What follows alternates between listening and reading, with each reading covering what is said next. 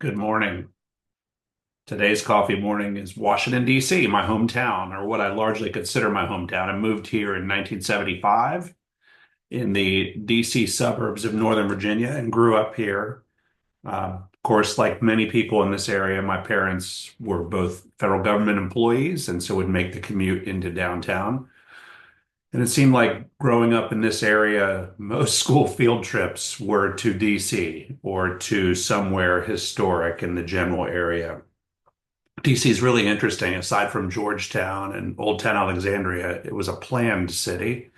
So there's a lot of history to this area. Of course, Washington and Jefferson and Hamilton, everyone knows from the musical play that this was the big compromise on get the capital city closer to Virginia to appease Washington and Jefferson. Uh, you've got Washington's House, Mount Vernon. You've got, of course, all the museums and the memorials.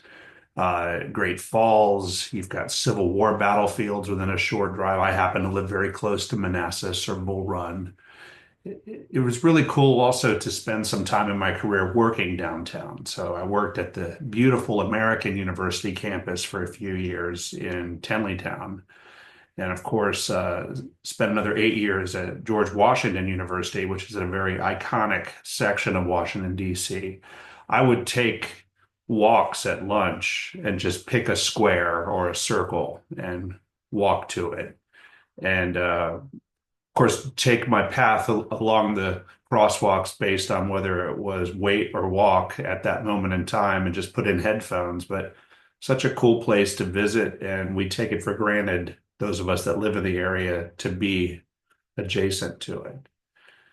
Also, of course, you've got historic architecture. It seems like every square or plaza you go to, there's a building that's got some sense of history to it, whether it's like Dolly Madison's house or where John Quincy Adams lived.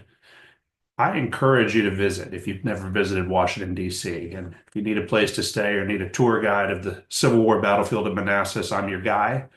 Or if you live in the area and don't spend enough time, I encourage you to visit DC like a tourist.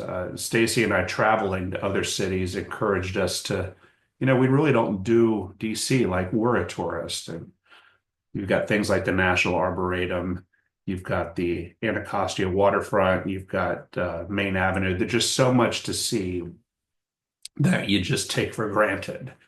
So please reach out if you ever have any questions about Washington, D.C. And if you live in the area, I encourage you to visit it like a tourist. And let me finish with, if you've got any commercial real estate needs or you know anyone with any commercial real estate needs, we're here. As you know, we do like to travel.